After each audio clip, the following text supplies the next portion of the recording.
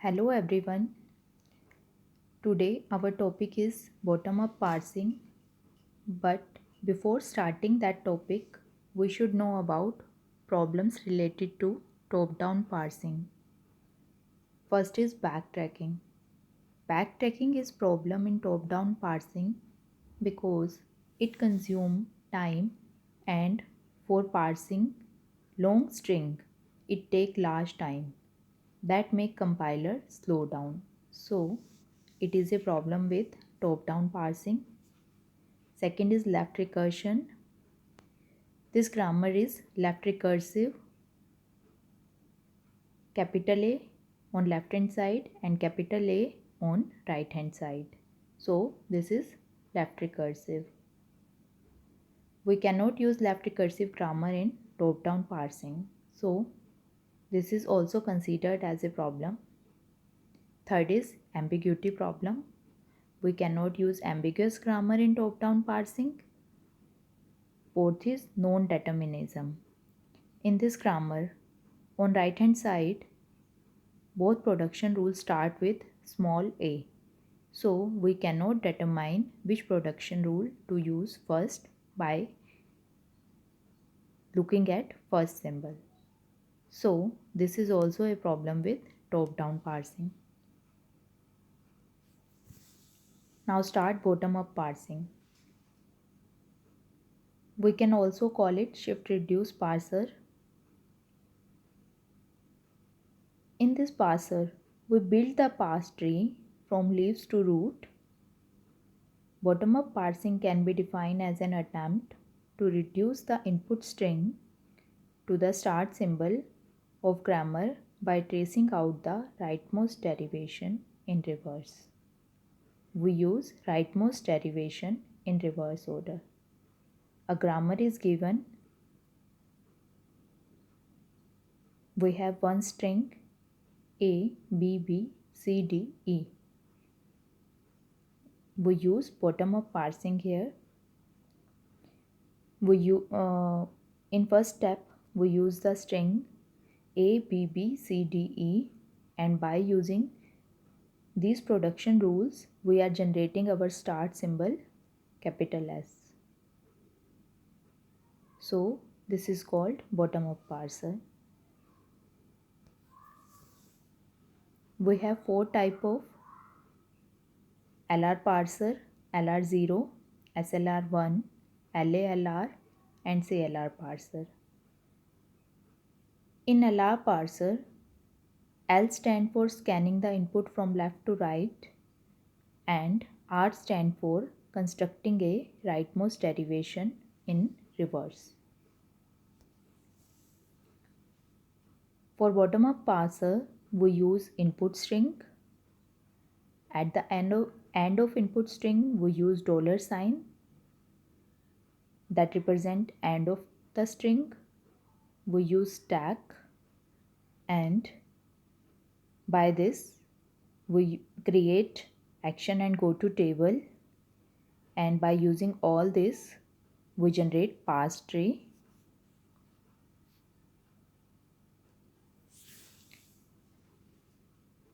Bottom-up parsing, we have three division here: stack, input, and action. One input string we need to generate id plus id star id. $sign represent end of input string. In the start, look ahead pointer point to id1. In stack, initially we have $sign that mark empty stack. We will enter character of input string into the stack and then perform shift and reduce operation on stack, and at the end we will get start symbol in the stack, that is E, using the string and generating the start symbol. This is called bottom-up parsing. At the end, if we have start symbol in the stack and our input string look ahead pointer mark on $sign, that string is accepted. Means this grammar can generate this string. In LR0 parser, we use two functions, closer and goto function. Before starting closer and goto function, we should know about augmented grammar. Augmented grammar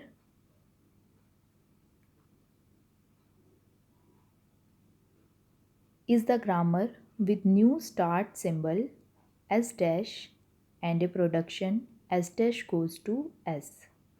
The purpose of this new starting production is to indicate the parser when it should stop parsing and announce acceptance of input. A grammar is given, and to create augmented grammar, we will add one new production rule s dash goes to s in this given grammar. LR0 item. LR0 is the item of a grammar G, is a production of G with a dot at some position in the right side. In this production, we have a dot at different position on the right hand side. This is called LR0 item. Closure operation. If I is a set of item for a grammar G, then closure of I is set of item constructed from I by the two rules. Initially, every item in I is added to closure.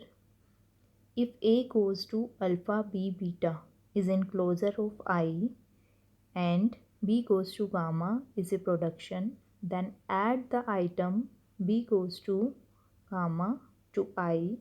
If it is not already there, we apply this rule until no more items can be added to closure. We will understand this with an example.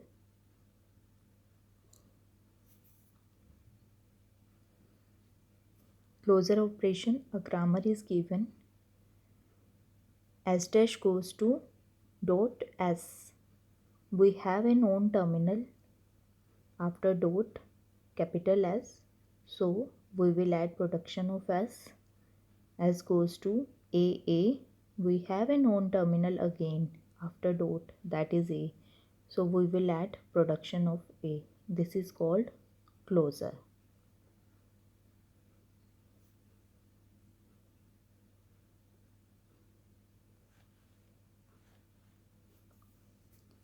Second is goto operation. Goto will shift the dot one position right. Goto also work with closure. To understand goto, we will consider this example. S dash goes to,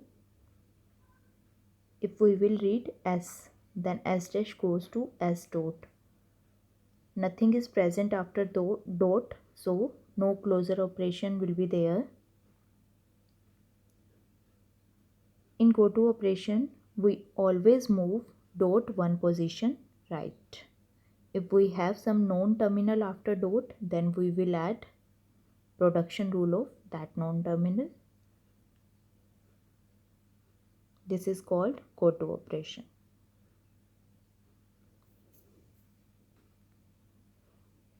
So to construct LR0 parsing table, we should know about action function and goto function. Action function take as argument a state and a terminal. The value of action can have one of the four forms. First is shift, that push current symbol in the stack. Second is reduce, replace right hand side of production rule with left hand side which is on top of the stack. Third is accept, and fourth is error.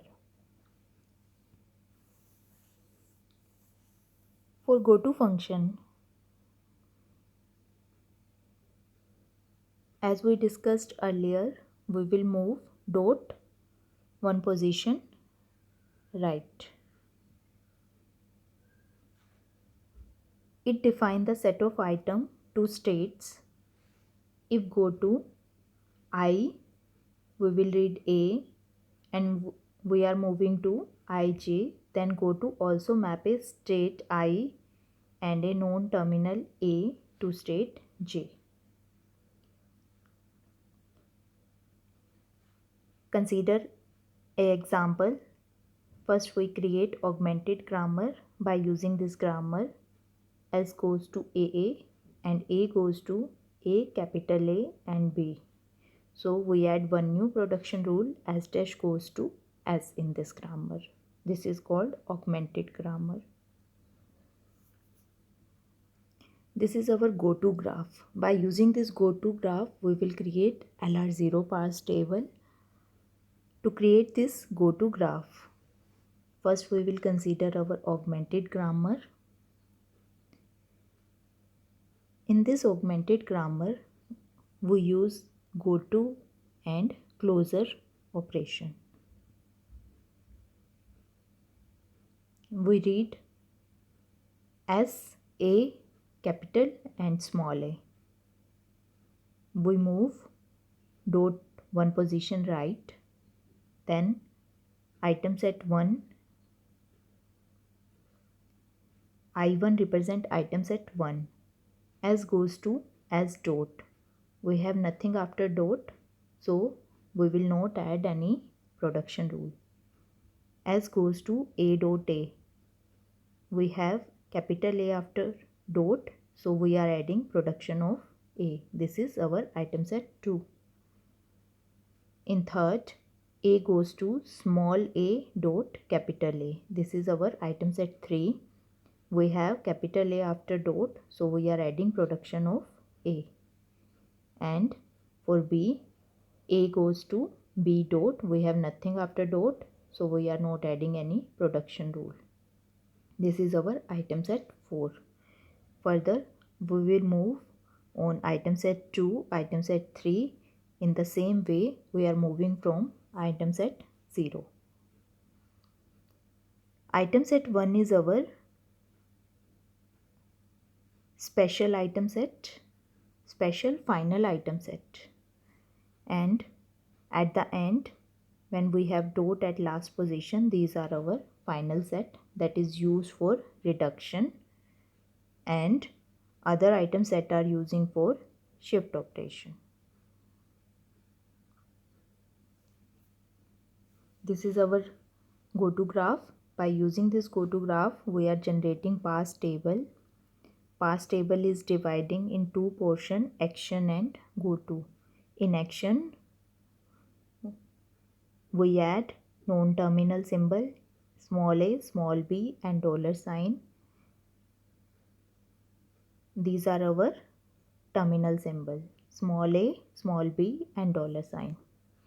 Goto, in goto we add non-terminal symbol, that is capital S and capital A. We mark all these item set with 0, 1, 2, 3, 4, 5 and 6. So we are using row number 0, 1, 2, 3, 4, 5, 6 by this item set number. For item set 0, we read capital S, capital A, small a and small b. For capital S, we enter in go to portion, we mark only item set number 1 and 2, in which we are moving after reading that non-terminal symbol. In action portion, when we read small a, small b, then we are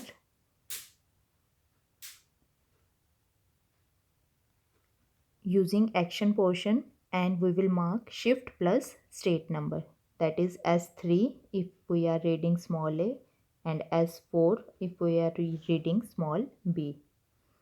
For this item set 1, this is our special final item set. For this we only mark accepted in dollar sign. For second rule, second item set, we follow the same process as for 0, and for third item set we will follow same process as for 0 item set, but 4, 5, 6, these are our final set, and we will represent reduce entry for this final set 4, 5 and 6. For final item set is using rule number 3. So here we represent R3, R3, R3, rule number 3. So reduction 3, reduction 3, reduction 3. Item set number 5 is using rule number 1 of our grammar. So we will mark here R1, R1, R1, and for item set 6, that is our rule number 2. So we will mark it as R2, R2, R2, and we perform reduction for this R.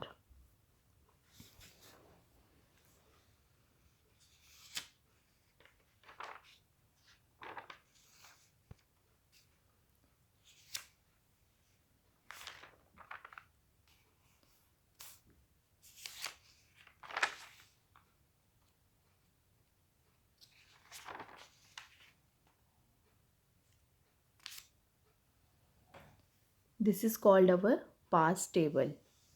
If we have single entry in this pass table, then this grammar is called LR0 grammar. If we have more than one entry in our pass table, then this grammar is not LR0 grammar. Some important points for LR0 parser.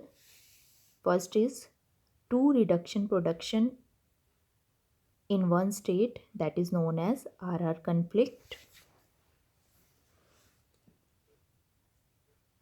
One reduction and one shift production in one state, that is known as SR conflict.